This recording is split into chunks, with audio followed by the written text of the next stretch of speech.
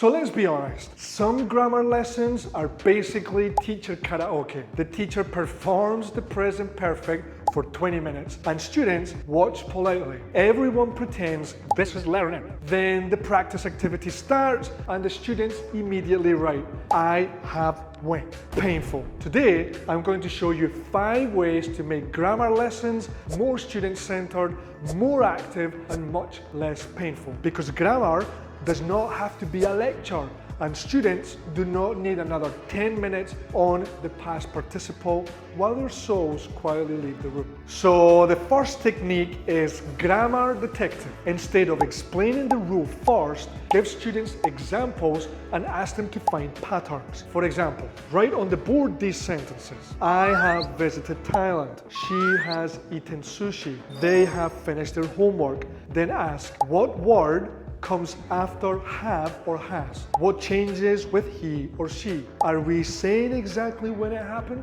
Now students discover the rule. You are guiding them, but they're doing the thinking. This works because students remember rules better when they notice them than if we simply tell them the rule. Many students might hear it, nod, and immediately lose it somewhere between their notebook and their next snack. So the second technique is fix the teacher. Students love this because the teacher is wrong. And for some reason, students find that deeply satisfying. So write incorrect sentences on the board. For example, she go to school every day. I am agree with you. He has went home. Then say, I think these are perfect. Am I right? Students correct you, but here is the important part. They must explain why, not just teacher wrong. That is emotionally powerful, but not pedagogically complete. They say, she goes because it is third person singular. I agree, not I am agree. He has gone because we needs the past participle. Now they're using grammar language to explain choices. So the third technique is human sentence. Give each student a word. For example, yesterday I to the went market. Students stand up and arrange themselves into the correct order. I went to the market yesterday. Then you can make it harder. Add extra words. Change the tense. Ask students to form questions. For example, did I go to the market yesterday? This is excellent for kinesthetic learners, young learners, and any class that has been sitting for too long. It also makes word order visible. And when word order is visible, students can fix it more easily. So the fourth technique is grammar auction. Write 10 sentences on the board. Some are correct, some are incorrect, and give each team imaginary money. They must buy the sentence they think is correct. After bidding, review the answer. If they bought the correct sentence, they keep the points. If they bought incorrect ones, then they lose their money.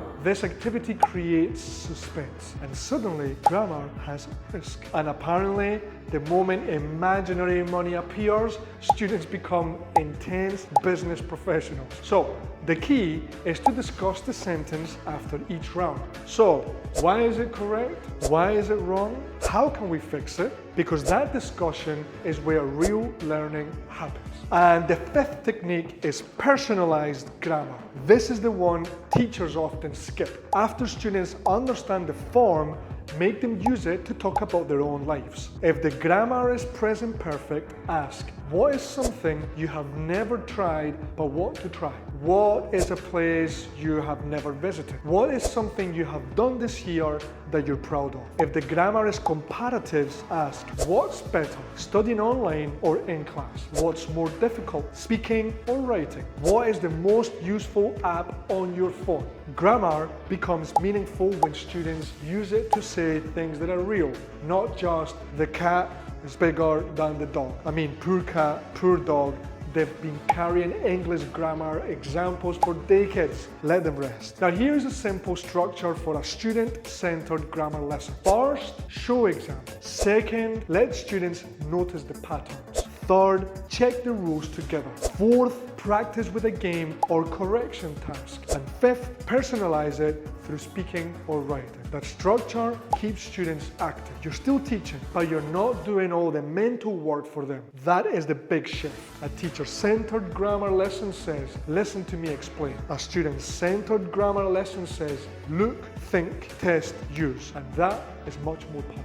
Okay, so let's recap these 5 ideas. Grammar detective, fix the teacher, human sentence, grammar auction, personalized grammar. Use one of these the next time your grammar lesson feels too quiet, too slow, or too teacher heavy. Because when students are involved in discovering, correcting, moving, choosing, and personalizing grammar, they are much more likely to remember. If you want to build real classroom skills and become a confident certified ESL teacher, check out our TESOL courses online or in class at Inspire Training and Development. Link in the description. And comment below what grammar point is the hardest for your students. Maybe we'll make a video on it. Thank you guys for watching. Adrian from the Teacher Trainers. See you in the next video. Happy teaching.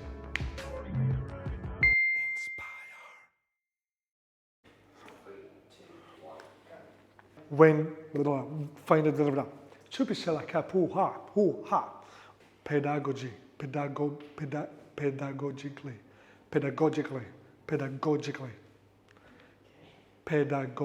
pedagogically.